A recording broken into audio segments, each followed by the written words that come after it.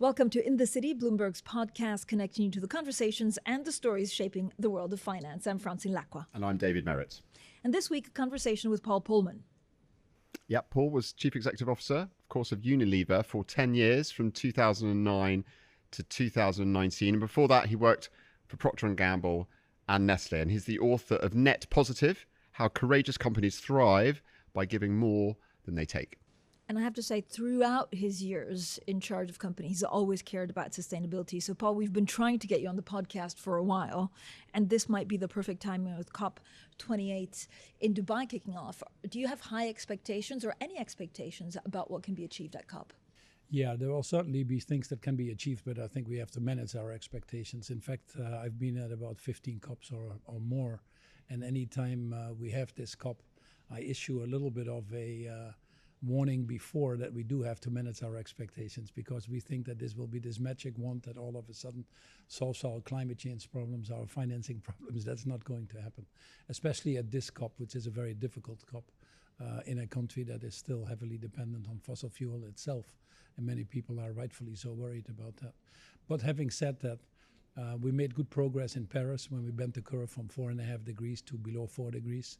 Was the COP21 and the Paris Agreement, clearly stating that we want to get to about 1.5 degrees that we can afford for a livable planet if you want to. Then Glasgow came, it bent the curve a little bit further, and now we're still projecting to about 2.7, but coming from about 4.5 is a good progress.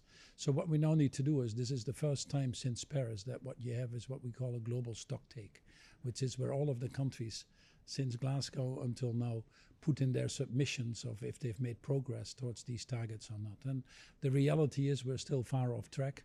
Although there is some progress, we're clearly not moving fast enough. And as I've pointed out many times, we are creating the problems at a faster speed than we're applying the solutions.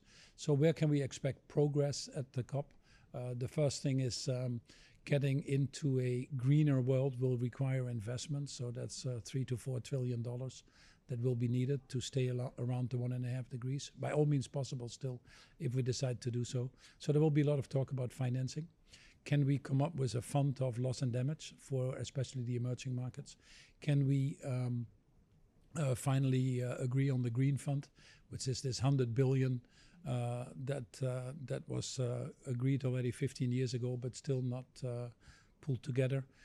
Can we get a reform or a further progress on the reforms of the financial institutions? So it's called the Bridgetown Initiative. IMF, World Bank, can we free up funds to really accelerate the conversion in emerging markets where now all the new emissions are? So that's the financing piece.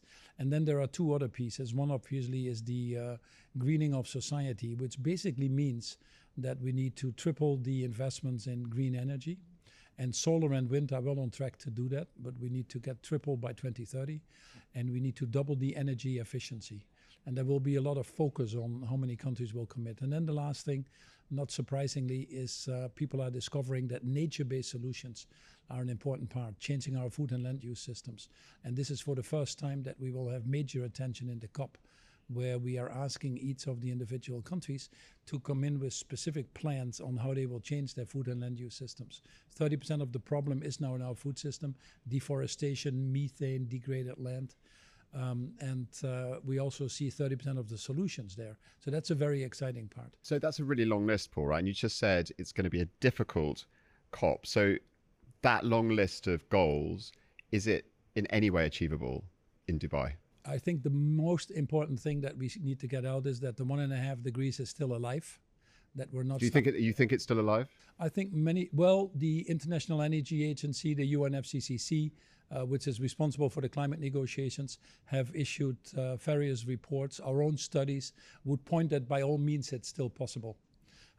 If we already see, for example, on electric vehicles that 2/3 of the sales of by 2030 could be electric vehicles. We see wind and solar capacity being online with the trajectory of 1.5 degrees. So if we really are serious and unlock those investments, at a little bit higher pace, but the technologies are there, the funds are there, and frankly, it would cost us less than not doing so. So that is by all means possible. And then methane. If we attack the methane issue, which obviously is short-term, far more burning, is 100% more potent in the time frame that we have, and that's also possible. We have 100 countries that have signed up to the methane pledge. So this is one feature, I think, of the COP28 and many COPs, that it's difficult to get all the countries to agree on something nowadays, especially with the geopolitical tension.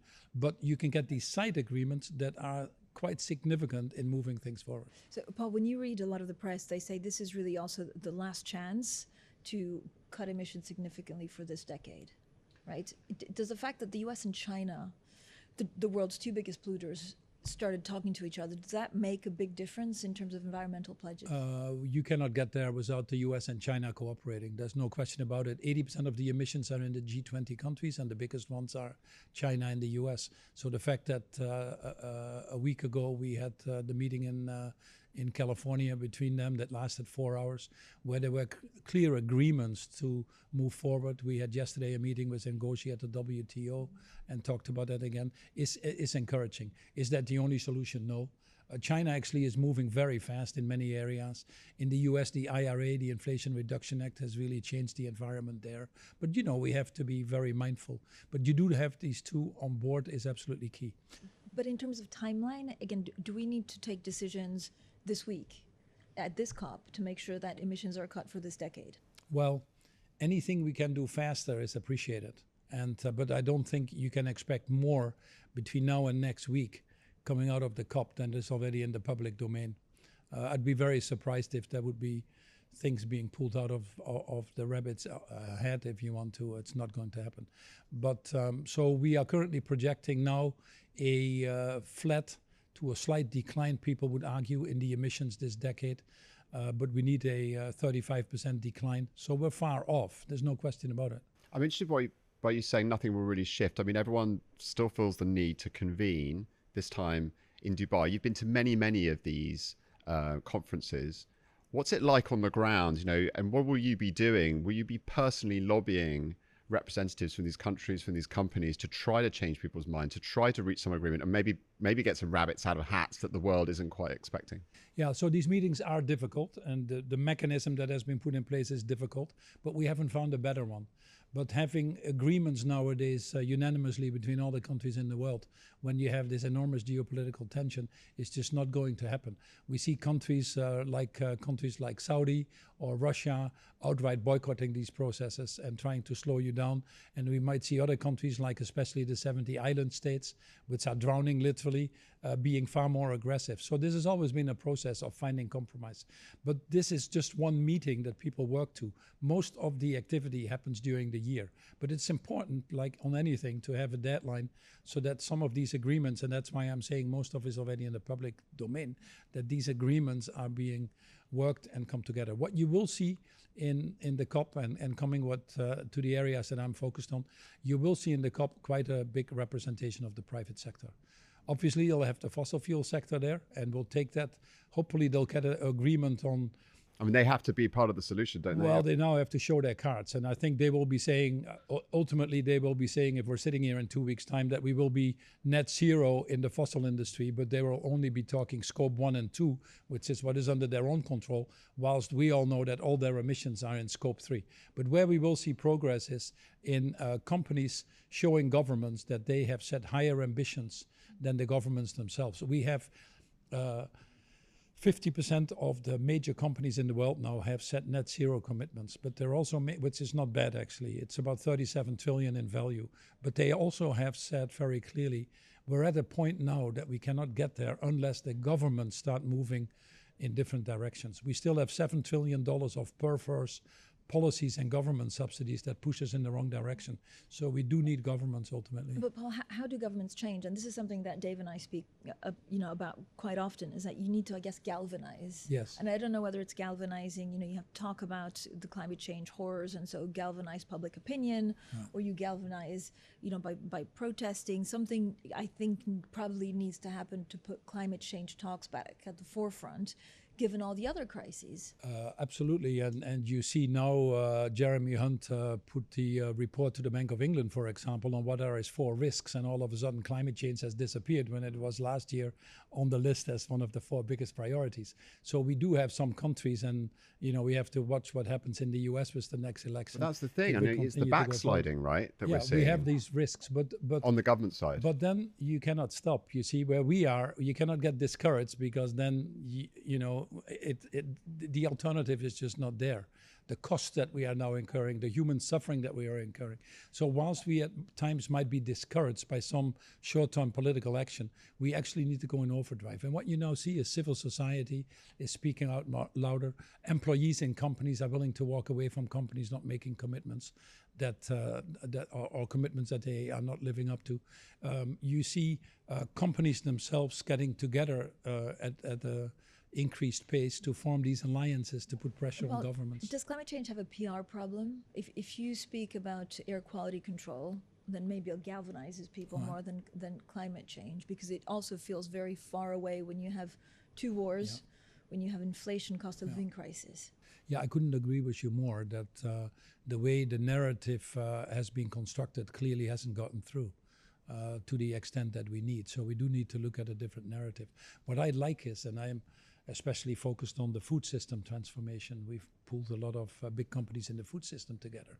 That's 30% of the problem, as I said, but also 30% of the solution. And by all means, it's possible to go to 50% regenerative agriculture by 2030, which basically means capturing carbon in the soil and creating soil health. It's by all means possible to protect biodiversity or restore biodiversity by 2030. And that alone is probably the biggest opportunity that we have right now, the 30%.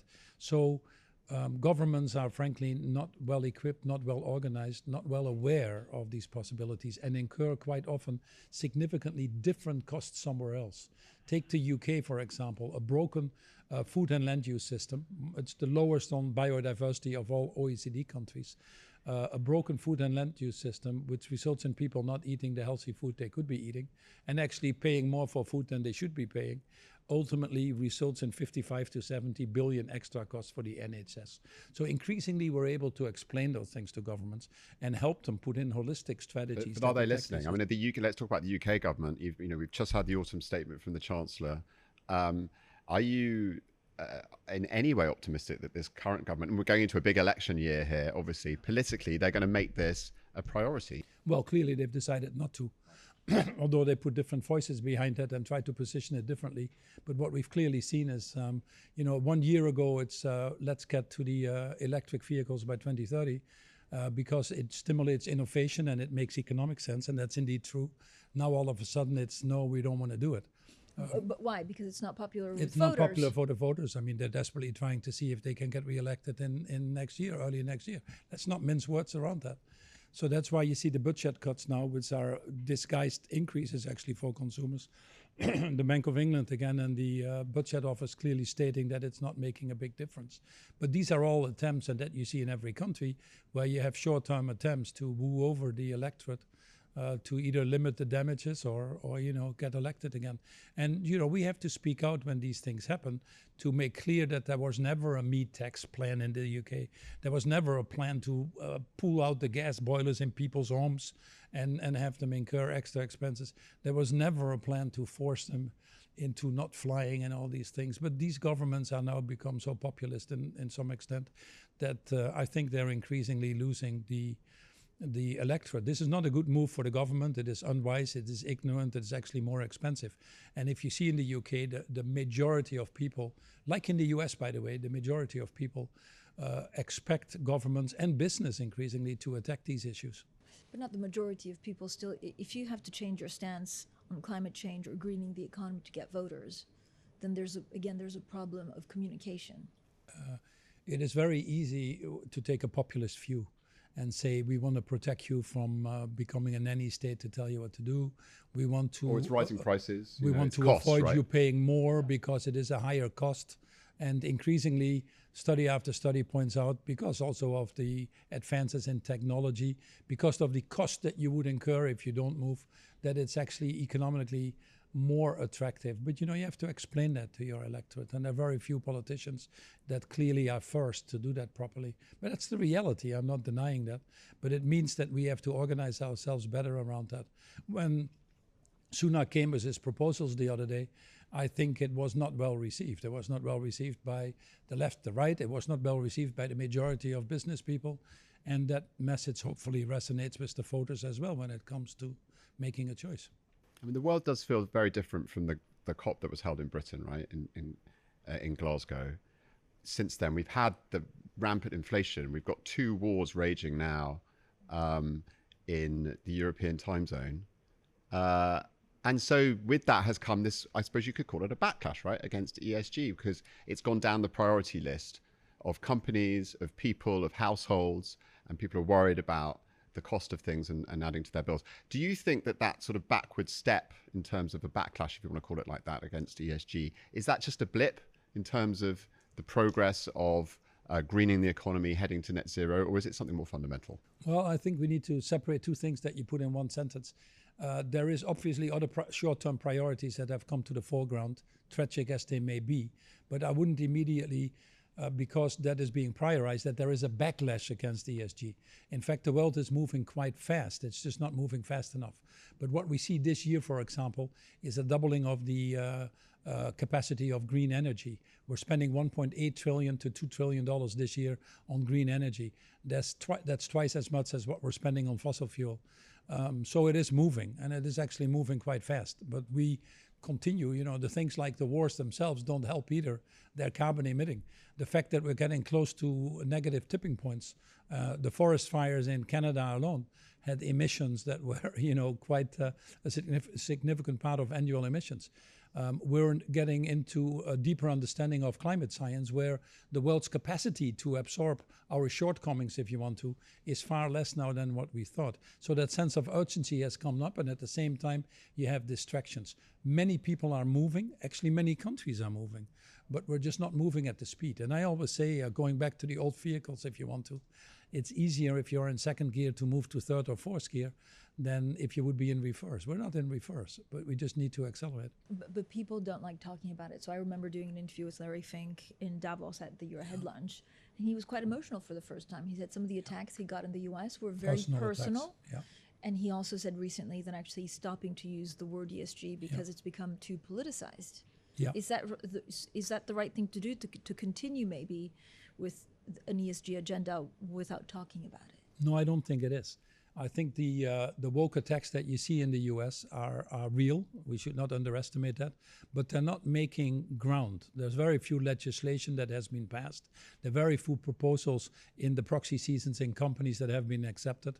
And frankly, it has been presented in a way that hasn't caught the interest of American people. Even 70% of the Republicans think that whatever investment decisions you make, you should have the freedom to make the choices and the factors you want to take into consideration. So, which are often ESG factors. We know that companies that are more diverse have a higher likelihood of performing better. Companies that are more aggressively attacking the issues of climate change are better prepared for the future. And the market actually values them better right now. But then explain to me, Paul, why we target companies to come on this program and others to talk about ESG, and they're at the forefront of the leaderboard of people that are doing good, and we'll talk about everything except that. Yeah, because, well, ESG, first and foremost, the ESG term is only 10 years old. And certainly the attacks by certain parts of the political parties, mainly in the US, but also coming increasingly to Europe, and heavily sponsored by the fossil industry, have an agenda. And that agenda, we should not be naive about, that agenda will become more overt and more vicious as the conversion is happening. That's because then the vested order will push back harder. We shouldn't be naive about that. What is sad about it is that you mentioned Larry Fink, that he has to put personal guards by his house, that he gets people to, threats that are, to his family and to his life.